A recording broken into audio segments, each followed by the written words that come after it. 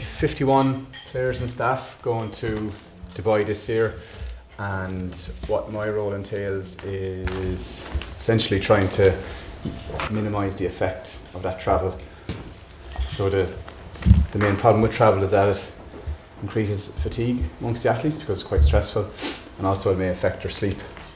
Dubai's not too bad, as it's only 7 hours, but again, for going towards America or Japan, jet lag comes into it quite a bit. I suppose most people know that any sort of long haul travel affects their sleep, so we add additional supplements to the snack packs just to maybe help with their sleep and help them sleep a little bit better. And also we pack these snack packs essentially with bars, fruit, nuts, seeds, things like that, just to help the players stay fueled while they're in transit.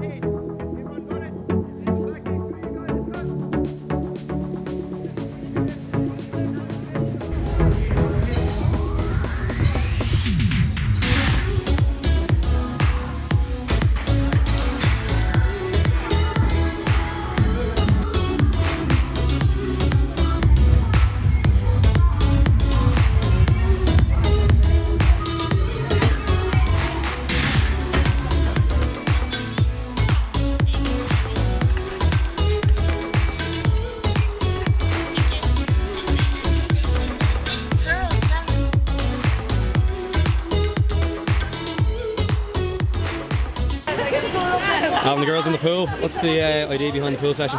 Yeah, obviously we had a bit of a travel yesterday, 7-8 hours in the flat, so just a bit of time for the girls to have a bit of fun and get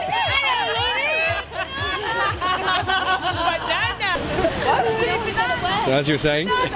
yeah, basically just to get the girls in the pool, have a bit of laugh, bit of fun, but the main reason just a bit of active recovery, get the joints through the range of motion and see if we can get rid of any sort of residual stiffness in the muscles.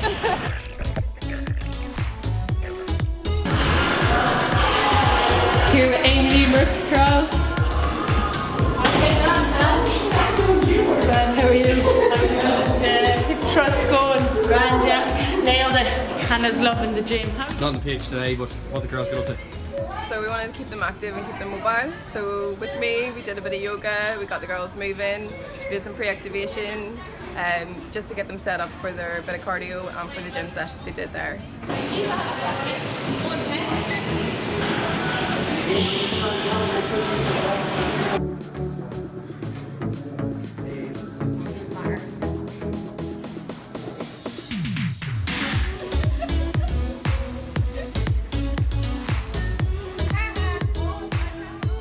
Yeah, short turnaround for the guys, so it's time to get them into the gym and get them ready for the weekend. So a little bit of a mobility and stretch session, and then a good pump up in the gym, yeah, so get them ready for the weekend. Yeah, it's good. So I arrived in yesterday, so today's a bit of a loosener, so kind of get everything firing again, train tomorrow and then play on Friday.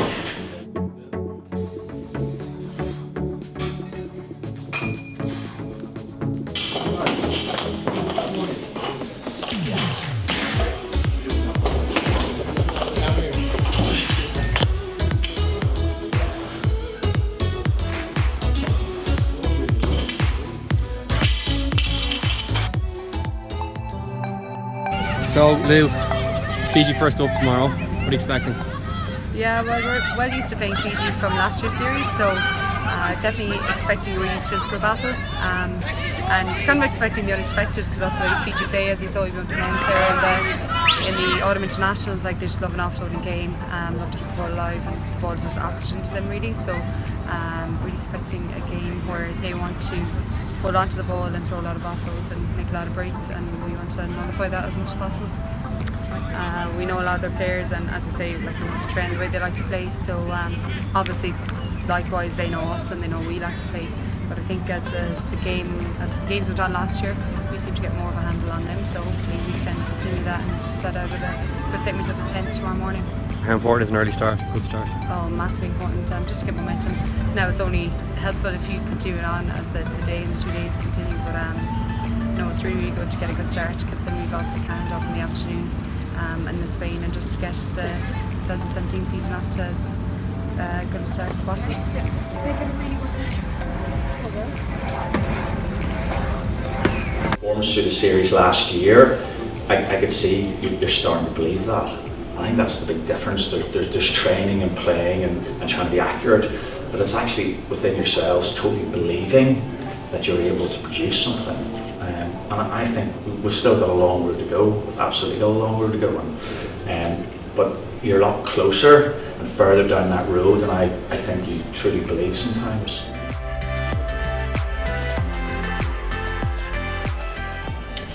Eve, your first senior sevens cap tomorrow. You looking forward to it?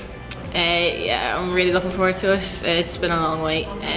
I've been in the setup for the last year and a half now, so to finally get the chance now to put on the green jersey and to represent my country, I'm massively proud and looking forward to it. You played at the development team last year in the Invitational tournament in Dubai, so I gave you a taster for what the atmosphere is going to be like tomorrow.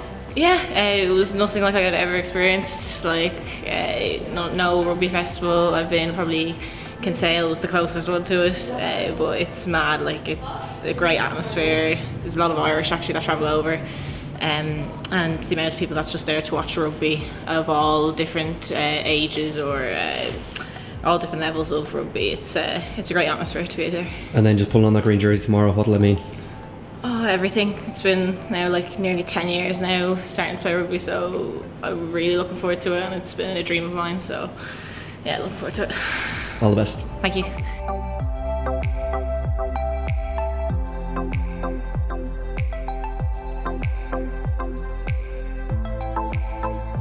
Second, Flood picks it off the ground. Opportunity for Ireland here. The missed pass might do it on the outside. Opportunity for Murphy Crowe in the corner. Ireland get the first try. She's a winger by trade, number 12 for Ireland coming in. UL Bowes and Munster has been part of the 15s game for quite a while, but this is her first sevens cap, and what a moment to come in. Your team 15 points to good. She's trying to take the line out, does so, and it comes awkwardly back on the Irish side, and a chance for Flood to pump her legs. Stacey Flood for the corner. It's another Irish try. They're trying to use their pace, and Murphy Crowe drags her, but let's go, and then Ravisa with a beautiful step off her left. Ravisa! What a try! Well, they've only scored 2, but that for me is the try of the game. Ravisa gets her second. Louise, good way to start today. Yeah, happy enough now to get the win. Unfortunately, we conceded 2 tries at the end, because this was always looking at points difference. But I think we started off the game well and really controlled possession. We know Fiji really want the ball, but we made them defend for long periods, and I think just good ball control. We cross over for a few tries there to get us off to a good start. And Canada up next. Yeah, Canada had a tough game there against Spain. They were actually scoreless at half time, so Spain were doing quite well, but they opened up a bit in the second half and had a fast enough win in the end, so they're going to be really physical, really up for it, and it's going to be a tough second game, but yeah, we've started well, so we're looking forward to it. Try and get the defensive line here straight, as Darling's going to go around the outside, and Darling steps off her right and then hurdles over the tackle of Flood. Hannah Darling striking for Canada, a wonderful individual run. Well, how about row A? And just about into row 8. There's the full-time whistle. And then Flood. Nice run by Flood. Has support as well. She doesn't use it, a little dummy as well. Stacey Flood, Echevarria to give chase, but she won't catch her. And Stacey Flood, the perfect response for Ireland to touchdown and score. Ireland's draw level. Dragged to the ground. Ireland losing possession. Can Spain make them pay? Barbara Pla, the captain, runs straight into Murphy Crowe. Still there for Urbina. Are they going to go right this time? Ribera to Garcia. Chance for Spain here. Fernandez Licores on the outside to Echevarria. Try score the last time. Echevarria for Spain. Around the outside. And another one for the Spanish Flyer. Other results to go your way and score difference and all that. And Spain shove Ireland into touch, and that's really been the story of this game. Spain. They've got the potential, they've got the ability, they've just got to make sure that they can muscle it up against the strong, physical Irish. Half and then the entire second half so far. Tanaka doesn't release it on the ground. Ireland get the penalty, just handing possession back here. Flood as Mulhall and Galvin outside her. Stacey Flood looking to go herself. Oh, pass back inside was beautiful to Galvin, who crashes over. She scored the first and she has another one now. Put ahead to Galvin. By committing 3 Japanese players, that meant there was a space just to the inside. Ball should be there for the Irish to use. It is, and Mulhall picks it first to react, and off she goes, kicking the legs clear over the 22. They're not going to catch her from there. And Ireland in once again with a minute to go. That will be the end of that. Final whistle sounds then. And the first silverware in the women's event on offer this weekend. Ireland, well, they wanted a cup quarter-final place. They'd have to settle for a trophy final appearance. Adam Jones from Wales to take charge, and it's Lucy Mulhall, the captain, to get us underway. Use of space around the fringes. Back to Galvin. Mulhall and Galvin combining well, and the pass on the outside to Stacey Flood. Has O'Flynn wide if she needs her. Step from Stacey Flood, and Ireland off the mark. Flood taps and goes. Options both sides now. Flood goes to the right. As Amy Lee Murphy-Crowe on the outside, she'll be in the corner. If she can get past the tackle of Bruce, that she does. Amy Lee Murphy-Crowe. Let's go, girls. Last 7 minutes, give it everything. 1, 2, 3, Ireland! Opportunity for Ireland here. Eve Higgins. Higgins through the gap. Lovely offload. Murphy-Crowe for Ireland. Amy Lee Murphy-Crowe touches down. Pick off the base, and then the pass to Mulhall. Galvin. Galvin with the handoff. Equally good hits from Ellis Malley, and then the pick off the deck. Ireland close to the line.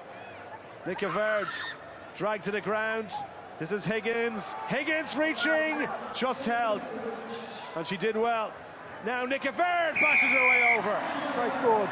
And Ireland will be trophy champions in Dubai for 2018. Yeah, we came over here knowing we had a tough group with 3 tough games on day 1, but unfortunately after the first performance, which was really positive, we just didn't back it up with, and we had 2 poor performances to finish off day 1. So day 2 we did very well, but it's not the competition that we really want to be playing in. We want to be up there playing in the top 8. So it's really pleasing that after a disappointing day we can actually fix things and do well on day 2, but at the same time we really just want to be playing up top 8.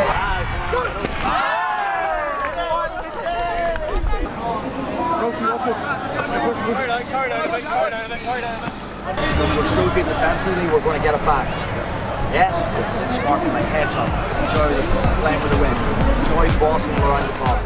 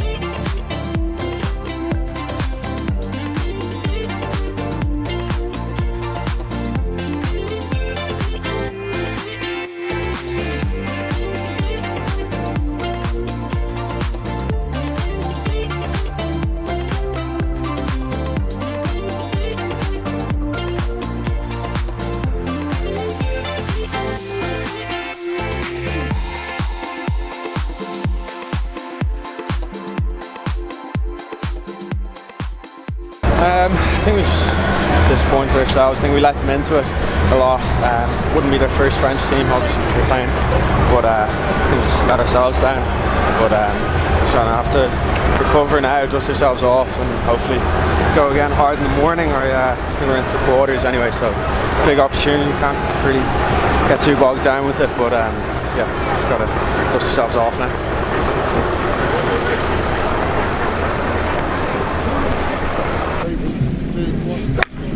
That's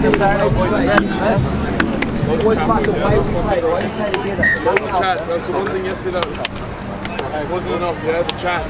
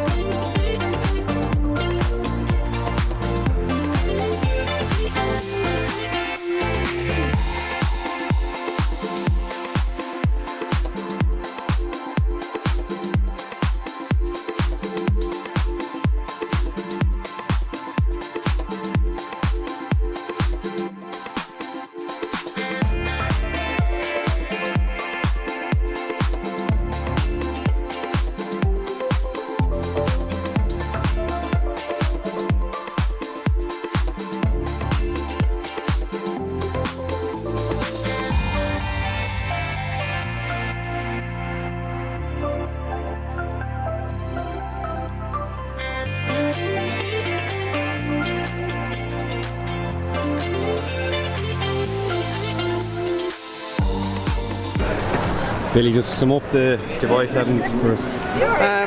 Yeah, overall we'll be a little bit disappointed that we didn't go on further to get to a semi and the final, because I think we wanted to really experience that pressure of a final in front of 50,000, so that was disappointing not to achieve that. But at the same time we came away from the weekend with four wins, one loss against South Africa, who I suppose they train against the world's best day in, day out, so you have to expect that they're going to be a good side, and they just kind of beat us around the park. So that's good learning, I suppose. Then to finish on a good win against England and then a really good win against France was good. So just got to learn from it and take it going forward. So yeah, it's good. We're just got to enjoy the whole festival now. Should be good fun.